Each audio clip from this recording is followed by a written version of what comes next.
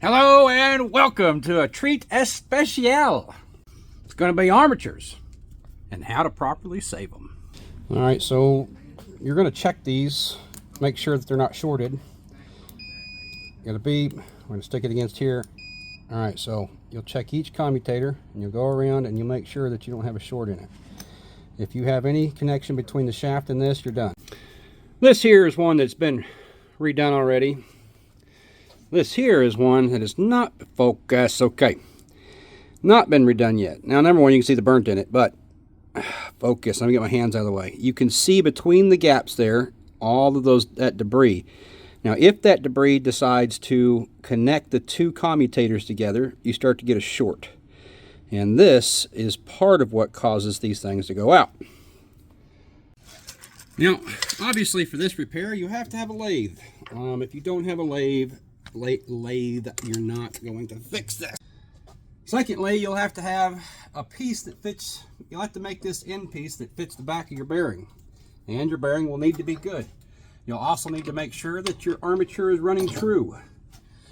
And with an auto jaw, they can get a little off. Once it's clamped in, you put a little pressure in it. She should be good to go. What I found doing this, that spinning it fast is important, but just as important is maintaining this gap. You've got to go around every pass, and even before you make any passes, and you need to clean these commutators out, because that is critical. I found the works best is a 5/8 wood bit, probably a 40-year-old bit. But it really does a trick. Now, Dad, he likes to use a razor blade, but I don't like a razor blade because it's too thin, and it doesn't get to both sides of the commutator. Now, the other trick to this is spinning it at least 1200 RPMs, at least. Which that's not 1200. GLP.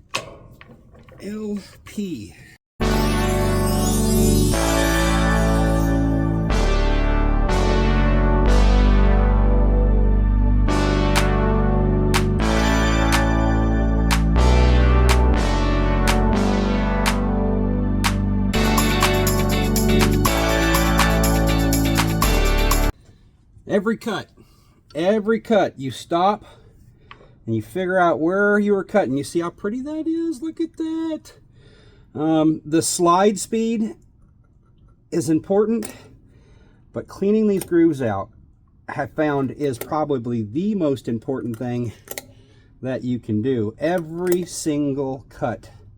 Because what will happen is it will fill these up to the point that you cannot you can't clean them back out. It just galds them up. Oh, see what I'm doing? I'm nicking those wires right there. Don't do that.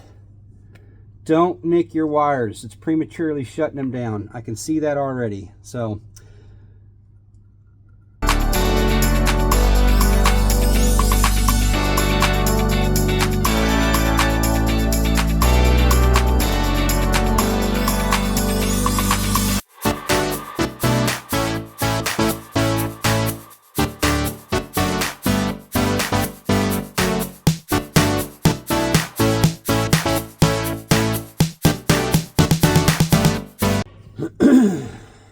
once again,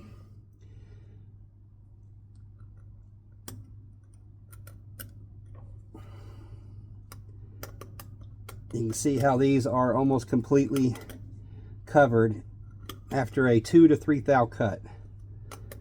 And that is what we're trying to maintain, is distance between the commutators. Now, it's not hard to accidentally jump out of one of these grooves and mess everything up. So, and my advice is to clean these out completely before you move on, as if you don't, it is going to be a disaster.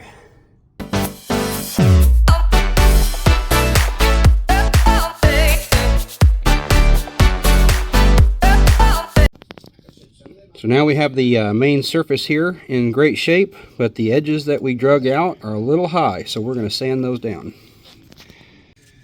That's going to be a little bit of 240.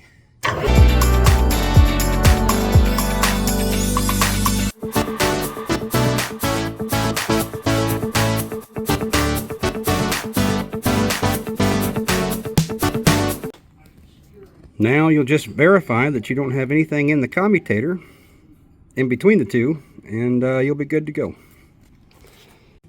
One of the things that we do here when we, if the brushes still have a lot of life in them, is we set that brush in, this drum that we've got in there, and we hand rotate in and out, and do some new cross hatches to clean these brushes up for the armature we just resurfaced.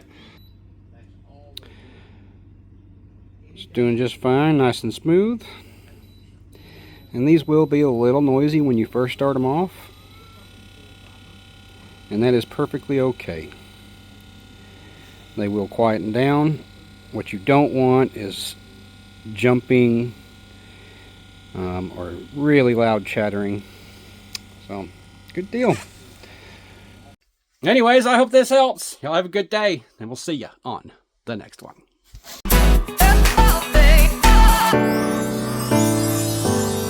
Don't lose this.